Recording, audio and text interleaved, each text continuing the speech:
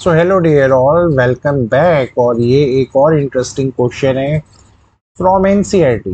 ठीक है, इंटरेस्टिंग तो है बट ये है बहुत इजी। तो हम देखते हैं इसमें है क्या। तो सॉल्यूशन में आपको मैं अगर पहला पार्ट यहाँ देखूं तो वो बोल रहा है आपको ई यू एफ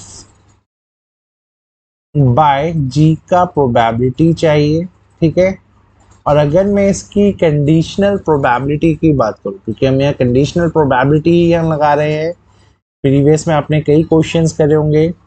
तो जब भी ये ए अपॉन बी होता था तो आप लोग यहाँ क्या करते थे, इसका इंटरसेक्शन लिखते थे। तो ऐसे ही हम ई यूनियन एफ का इंटरसेक्शन करेंगे हमारे जी के साथ। और डिवीजन में आपको पता है ये डिनोमिनेटर मतलब जो अपॉन में लिखा होता है उसकी प्रोबेबिलिटी मांगी जाती है। तो ये हमें इवेंट जी की प्रोबेबिलिटी चाहिए। तो क्वेश्चन को स्टार्ट करते हैं। एक फेयर डाई को आपने थ्रो किया है। भाई अगर फेयर डाई को थ्रो किया है तो जो सैंपल स्पेस हमारा बनेगा वो 1 2 3 4 5 और 6 के अलावा तो कुछ नहीं बनेगा। अब इन 6 आउटकम में से जी में है 2 3 4 5, तो इसके आने की प्रोबेबिलिटी हो जाती है 4/6। ये तो डायरेक्ट हमें स्ट्रेट फॉरवर्ड दिख ही रहा है। अब हम चलते हैं E union F. E union F जब आप करोगे तो ई यूनियन एफ जब आप करते तो आपके पास कौन आता, 1 आता, 2 आता, 3 भी आता और आपके पास 5 भी आता। ठीक है, तो ई यूनियन एफ तो आपने यहाँ पे कर दिया, लेकिन इंटरसेक्शन मतलब जो इन दोनों में कॉमन हो। तो अब 2 3 4 5 और 2 3 5 में कॉमन कौन है, ये 2 3 5 कॉमन है। ये देखो, ये आपका 2 3 और 5 कॉमन है।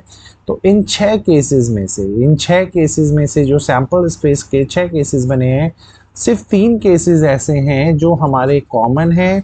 तो जब आप इसकी पूरा का पूरा सॉल्व करते यूनियन एफ इंटरसेक्शन जी, तो इसमें सिर्फ 3 ही लोग निकल के आते, 2 3 और 5।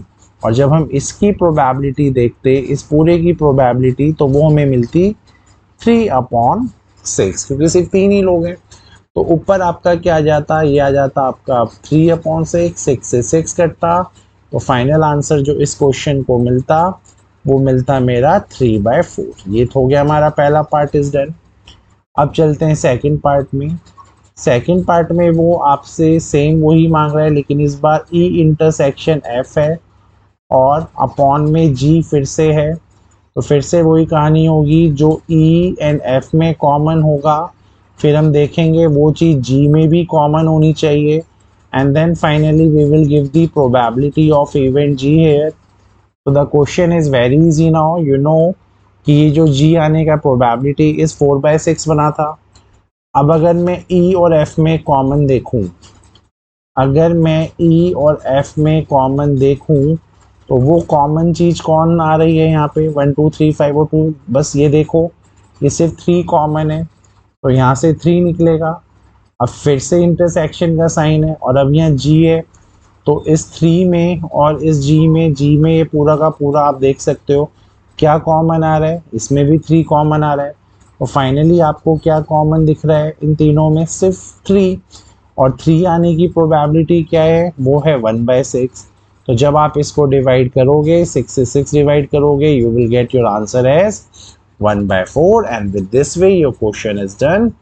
होपफुली आपको समझ में आ गया होगा।